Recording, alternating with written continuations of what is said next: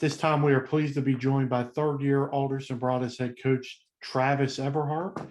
Travis, can you open up by just giving us an opening outlook on Alderson Broaddus in 2022? Well, we're excited. We brought in another great class of kids, a lot of them, about 85 new freshmen coming in. And, with the mix of kids that we have coming back, we do have some experience for once since I've been here. And, we're looking to build upon that with a couple different position groups for sure. Any questions? Use the raise hand function. Jonathan, go ahead. Yeah, Coach, you returned, 6 starters in 2022. Can you kind of pinpoint a group of those starters that will serve as team leaders for your young roster this season? I think, over on the defensive side of the ball, Gary Corbin, one of our outside linebackers, the guy that came back in great shape. He'll play that hybrid rush, defensive end, pass rush type of deal for us. And, he's got some lofty goals and big goals, and he's worked really hard. And I'm excited to see how he does this year to be able to get through and, reach the goals that he's done. He's been a leader in the locker room, on the field so far, and been having a great camp for us. And, we're excited about him. Cedric Carter is a guy that came in that first class that we had up front on the defensive line. Has had a solid spring, is having an even more solid preseason here as well. And, Tony Caldwell kid that we've got over in our secondary is going to get a shot to play a little bit at corner for us. And, we're really, really looking at those 3 guys as, kind of our main leaders on the defense side of the ball. We've got some true sophomores coming back up front, line wise, with Peyton Hawkins is our left tackle, Donovan Daniels, kid that played some guard for us, and Connor Bond, who was our starting center last year. All 3 of those guys were true freshmen, will be sophomores this year. And, we're looking to build upon what those guys' experience has been and, work the mix with those guys and a couple new kids. Coach, you talk about a big class coming in, and I know you're early in camp, but talk about the biggest surprises with the newcomers early in camp. I think it's been with our wide receiver position. Some of the things that we're doing is, really showcasing some of these guys' athletic ability.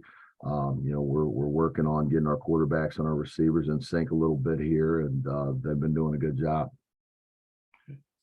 What about on the defensive side of the ball? Is there an area that you've been impressed with early? Yeah, I think our defensive line, we've got some, like I say, returners coming in.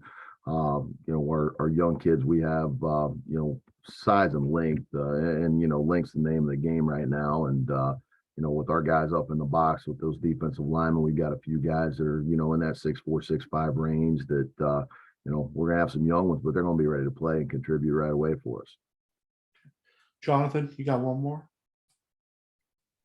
Yeah, Coach. Talk a little bit about the recent renovations to the multi-sport purpose stadium on the Alderson Broaddus campus. How has that been received by members of your team? It's been great. We had gotten towards the end of the initial turf that they had put in. Got a new carpet put down here over the summer. Obviously, the track's not as fast as it was, but it's a lot softer, more aesthetically pleasing, I think, and just something new. The guys get fired up about the new things, and it's been a joy to have that. And we've been making good use of it, obviously, over the last couple of weeks. Obviously, earlier this afternoon or this morning, 11th in the preseason poll, so in the bottom half. Do you put any stock in that? Do you use it as motivation for your team? What are your thoughts? It's about where you finish. I'm glad they picked us at 11th. Surprised they didn't pick us 12th. So either way, it's going to motivate our kids because we're not an 11th place ball club. We're going to go out. We've got a lot to prove this year with what we've done over the off season and those things. So it's going to serve as motivation for our kids. I mean, I know where we are. I know where we're going to be and what we're capable of doing. And, we're excited about that. Okay. And one more for you. Third year Alderson Broaddus is in the Mountain East. One of the newer members for a football playing school. Talk about the competition and in this league so far.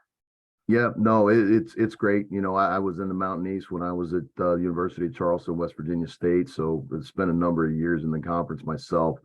You know, but I think we're a great fit. I think, you know, from you know, the geographical standpoint where we're located, I mean, we're right in between about 3 or 4 schools within an hour away. You know, so that's been great from a competition standpoint. You know, this is a great football league, and it's a great league in a lot of different sports, but football for sure. And you know, when we were in with our meeting this morning with Reed and everything, it was you know, talking about we should probably have 2 teams in the playoffs every year, competing to be in those top spots. And you know, I truly believe that. I think it's you know, every week is an uphill climb. You can't take a week off in this conference. I don't think you know, the top teams playing some of the bottom teams. You never know. I mean, when guys shows up, you know, they could pressure some of those top teams if they're in the bottom. And you know, you got a lot of great ball games going on every week in, week out.